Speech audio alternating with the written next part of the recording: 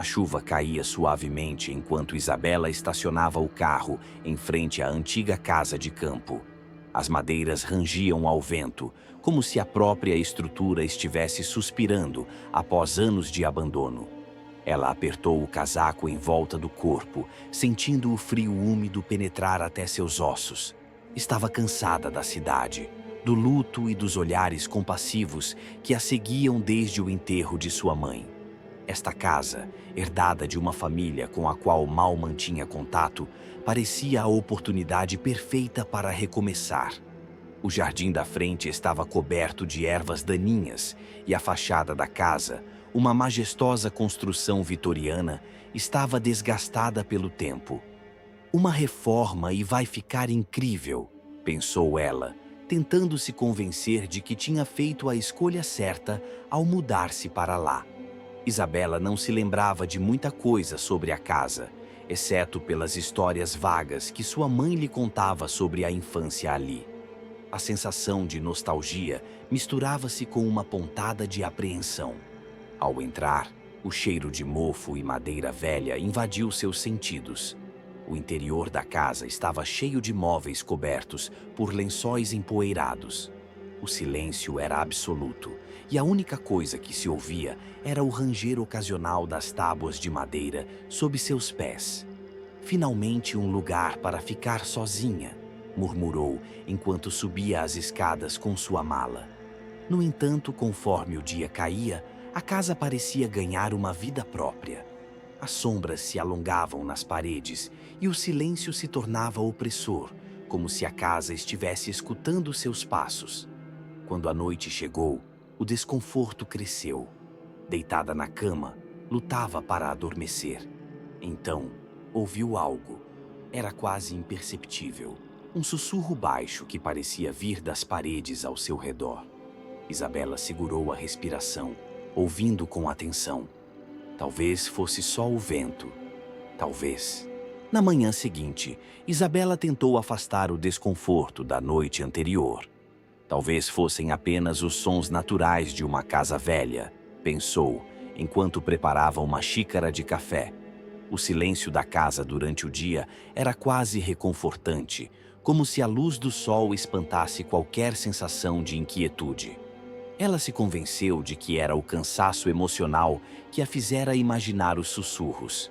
Afinal, perder a mãe havia abalado sua estabilidade mais do que ela gostaria de admitir. Mas, à medida que os dias passavam, as noites ficavam cada vez mais perturbadoras. Os sussurros, antes vagos e quase imperceptíveis, agora pareciam mais claros. À noite, enquanto tentava dormir, ouvia seu nome ser chamado por uma voz sutil, distante, mas inconfundível. Isabela, a voz murmurava, suave e arrastada, como se ecoasse pelas paredes do quarto. Ela levantou-se da cama certa noite, cansada de tentar ignorar o som que não cessava. Andou pela casa em silêncio, iluminada apenas pela luz fraca da lua que penetrava pelas janelas sujas. A sensação de estar sendo observada a envolvia como uma neblina. Cada cômodo que passava parecia carregar um peso invisível. Ao chegar à sala de estar, encontrou um porta-retrato antigo sobre a lareira. Era uma foto de sua mãe, mas a moldura estava virada de costas na noite anterior, e Isabela sabia que não a havia tocado. Algo a estava observando. Ela sentia isso, mas não queria aceitar. Os sussurros continuavam, agora um coro de vozes murmurando palavras indistintas. Por que a chamavam? E por que aquelas palavras eram tão familiares, mas ao mesmo tempo distantes? Ela tentou mais uma vez justificar os acontecimentos. Talvez fosse sua mente pregando peças, resultado do luto que ainda pairava sobre ela. Mas a inquietude dentro dela crescia, e ela sabia que a situação estava escapando de seu controle. O que quer que estivesse naquela casa, não a deixaria em paz. Determinada a entender o que estava acontecendo, Isabela começou a investigar a história da casa.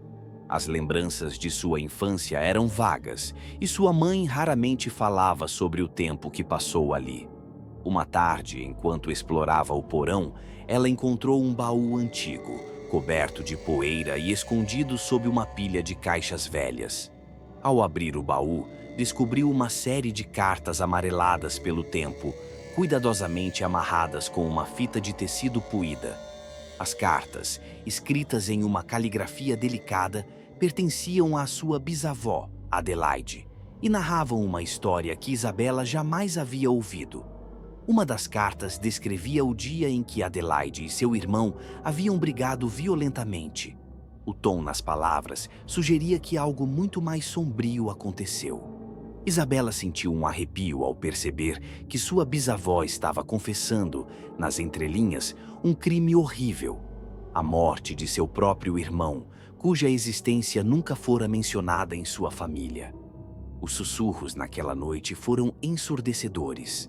Desta vez, as vozes não apenas chamavam seu nome, mas também começavam a formar frases inteiras. "Ele nunca descansará", uma voz feminina murmurava, enquanto outra, mais grave, sussurrava: "A verdade está enterrada." Isabela sentiu um frio percorrer sua espinha. Aquelas palavras estavam ligadas ao que ela havia descoberto nas cartas. Os sussurros pareciam vir das profundezas da casa, como se as próprias paredes estivessem vivas com o sofrimento do passado. Incapaz de ignorar o peso dessas revelações, Isabela começou a compreender que os sussurros eram ecos de segredos antigos.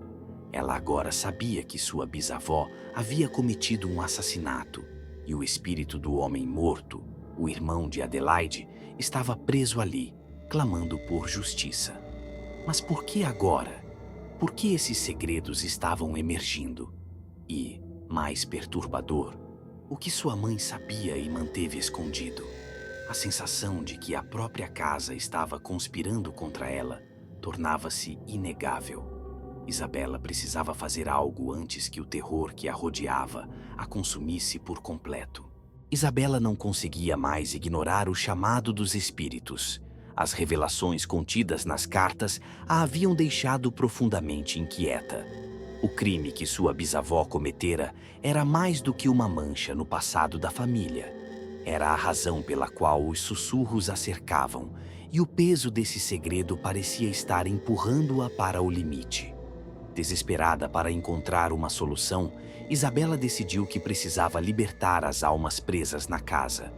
Durante os dias seguintes, ela mergulhou em pesquisas sobre rituais de purificação e métodos de libertação espiritual. Encontrou um antigo ritual de origem europeia que parecia ser exatamente o que precisava.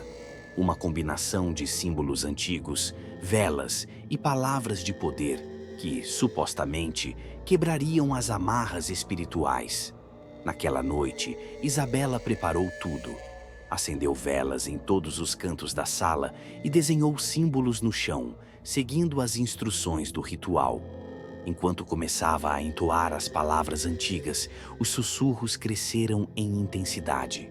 As paredes pareciam vibrar com uma energia maligna e o ar ao seu redor ficou pesado, como se algo invisível estivesse pressionando seu corpo. Os sussurros tornaram-se gritos, ecoando por toda a casa. "Você carrega o sangue dela", uma voz grave rugiu, enquanto outra, feminina e desesperada, clamava: "Libertação ou vingança?" As velas piscavam violentamente e Isabela sentiu como se o chão estivesse prestes a desmoronar sob seus pés.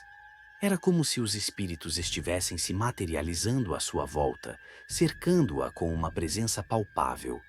E então, em um momento de terror absoluto, Isabela teve uma visão clara. Uma mulher de aparência severa, sua bisavó, olhando para ela com os olhos vazios e frios. Atrás dela, a sombra de um homem, o irmão morto, que parecia prender Adelaide em uma corrente invisível.